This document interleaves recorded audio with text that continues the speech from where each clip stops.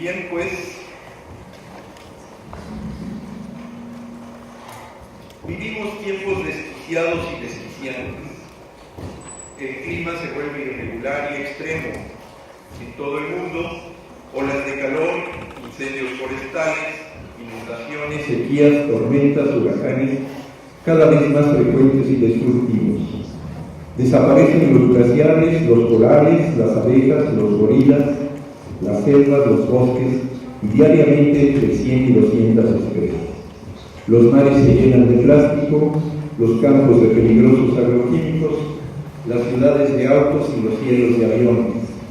Falta el agua limpia a millones de personas. La basura, los desechos tóxicos y peligrosos migran hacia barrios y pueblos y países más pobres del mundo. En los países del sur se resienten los mayores daños generados por las alteraciones del clima y la ecología, ocasionado por los usos y costumbres de los que en el mundo tienen un auto. Due to the habits of the world, Trump's administration abandoned the Paris Accord, and it is supporting the use of carbon and gas and oil and fracking.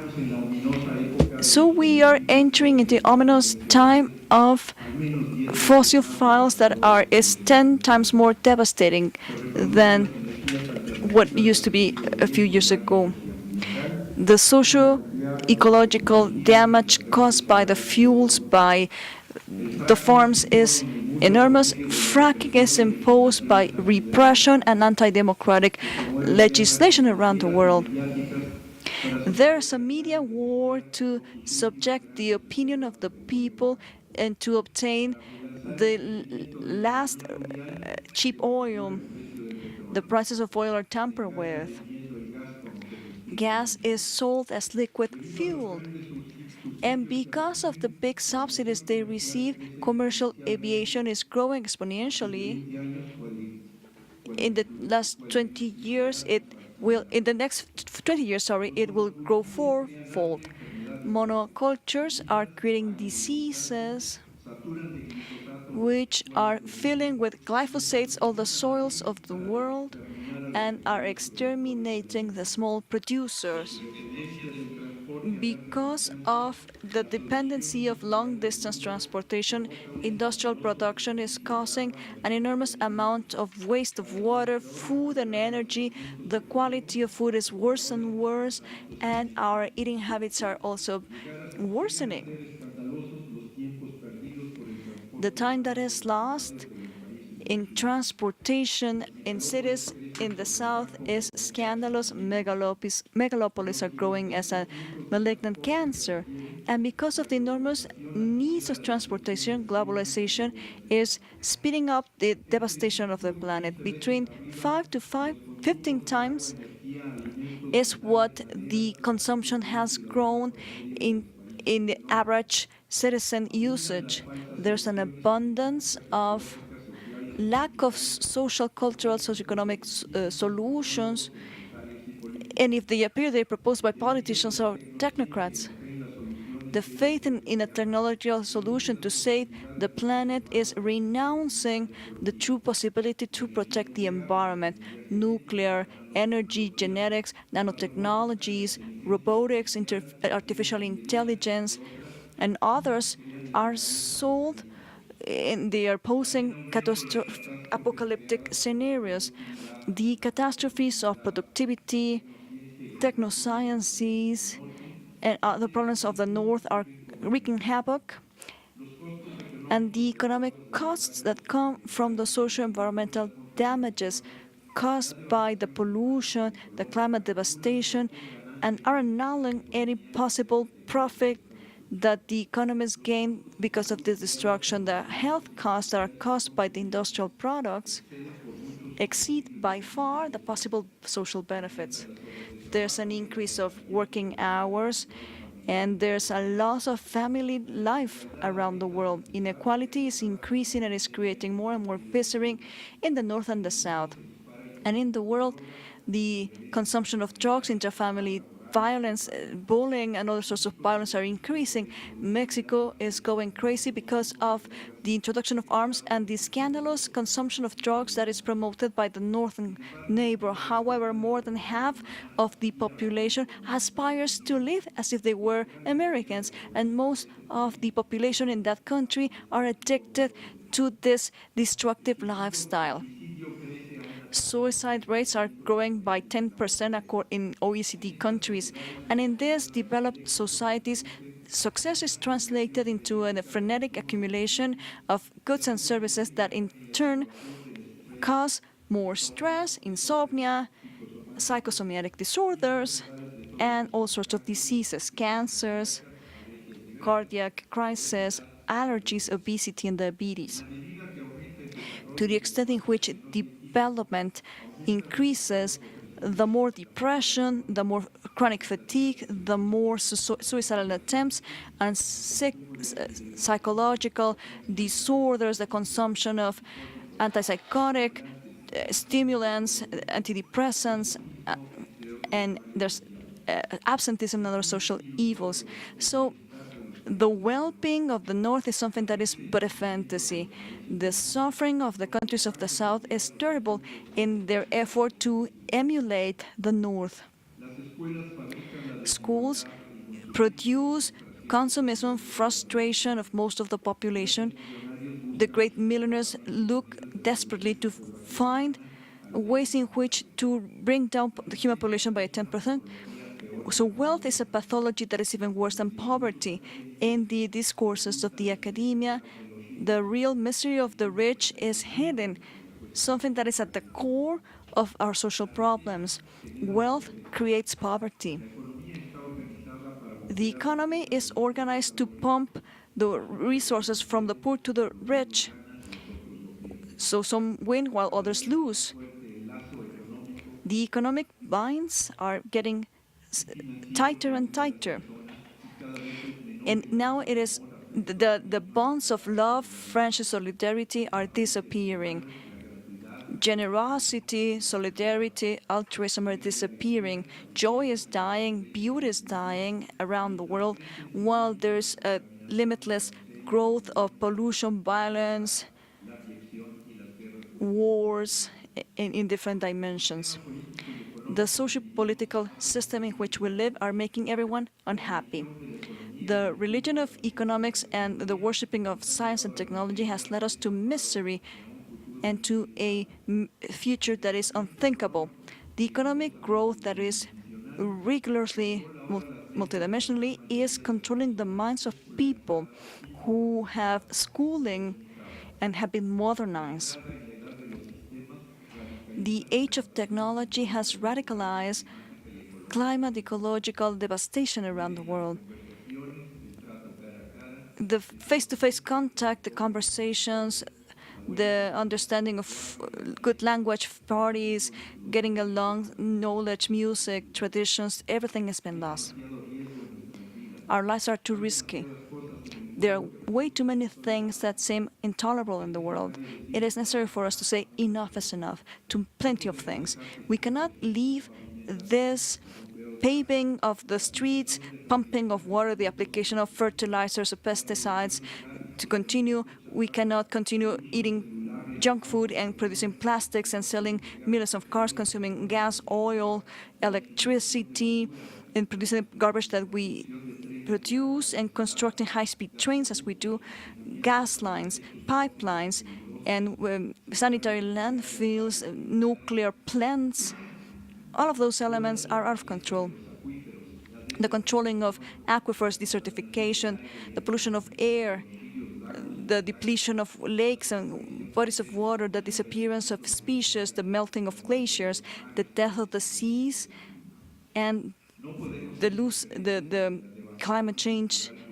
We cannot remain silent because of how universities and political systems, tourism, the extraction, the health industries, the communications,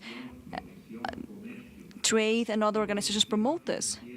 And this is supported by banking system, financial systems, political systems, the military groups, the international organizations, the media manipulation that is promoting consumption, and we cannot be passive while we witness the destruction at the scale it has been created due to economic growth and technological development. It is essential for us to start changing our certainties, our ideas, our attitudes, our ways of living, our mentalities, our philosophies, our political ideas to be able to survive the catastrophes that we have created. The good news is to know that the developmental ideas of growth, economic growth, are failing in the world. We cannot expect them to disappear overnight, in spite of the fact that disasters are increasing exponentially. Colonization of social imagination is quite deep. In order for the most vulnerable to survive, it will be important for us to fight all of our lives against the extraction of gas, mineral, and natural resources, and against the production of greenhouse gas emissions and the discharges of dirty waters into our bodies of water, and against the industrialization of agriculture, fishery, and the breeding of animals, and the generation of electricity in nuclear thermoelectrical plants or the wind or solar parks, and against the transnationals, the water treatment plants, the construction of superhighways and airports, and against the construction of mega projects of any kind. We all have plenty to win if there's a degrowth appearance. Dissidence is also something that has to be for life. Fighting the ideas of scarcity, abundance, wealth, poverty, productivity, competitiveness, growth, economy, science, technology, development, progress, modernization is a permanent task, as these words control our policies and politics. It is important to debunk the myth of modern well-being, the GDP, and to stop believing that well-being and happiness are matters that can be measured through an index. Having doesn't mean living or living well. It is important to reject the economic revaluing of all of the non-economic variables and to abandon the numbers so as to be able to understand the qualities. The growth of GDP around the world during the last 50 years shows that the only thing it did was to destroy the climate, the economies of the nations, and to enrich the rich and to make the poor poor, and threaten the existence of humanity. It is preposterous to think that there will be limitless growth in a limited planet as economists think. So what is this economic thought based on? Friendship, generosity, altruism are very helpful to get out of the economic bonds that are causing asphyxia and to start entering into a degrowth society. The industry has proven over and over how perverse it is, how it tampers with human perception, it degrades the relationship between human beings towards one another and nature, creates great addictions, destroys values, produces way too much garbage, air pollution, pollution of the land and the water. And it is what weakens the minds. It is through school, media, and transportation that this is done. It is the main support of the sinister systems of the world that are killing life in the planet. In order for us to protect the damned on Earth, we cannot delay any further a resistance against industrialization of the countries in the South, to protect the biological, cultural diversity in the world, and to favor new ways of being. Going back to a time where handcraft bloomed could be the first step to find a better way of living and of disconnecting the southern countries from the ideas from the north. Minimizing the industry is essential. We need to decolonize our social imagination, because if we don't do that, it will be impossible for us to construct a degrowth society post-oil. The rupture with the past is going to be difficult because bankers and transnationals will try to prevent it. This task could be summarized in the rejection of obligatory or compulsory school, media tampering with. Obligatory schooling is a pernicious drug that has created many generations of human beings that are addicted to consumption, labor, and uniformity, standardization, and they're influenced by economic ideas. They are frustrated, and later they are prey to tele-garbage and accept the things politicians do. Non-obligatory schooling can help us recover our imagination and creativity. Aggressive advertising that is pervasive creates needs and it controls social imagination, which is already devastated because of what school has done to their minds. And because all of the excesses, information becomes disinformation, and along with advertising and political manipulation, it becomes propaganda and manipulation. A company that truly devotes itself to intoxicating societies, transnationals, are the manipulators of desires and opinions, and they have imposed their ways, urbanization, iPods, internet.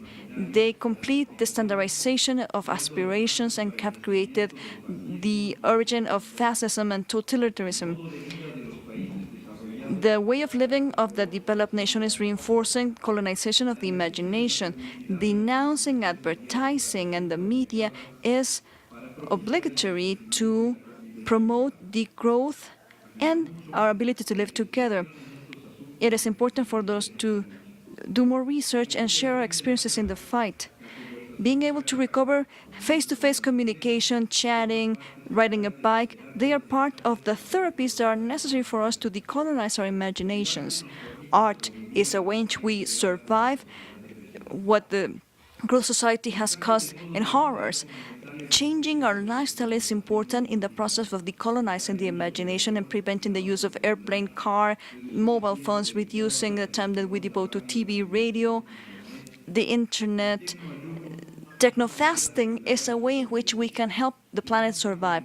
We need to convince ourselves to begin with that it's better to live with less technology, less objects, less is more.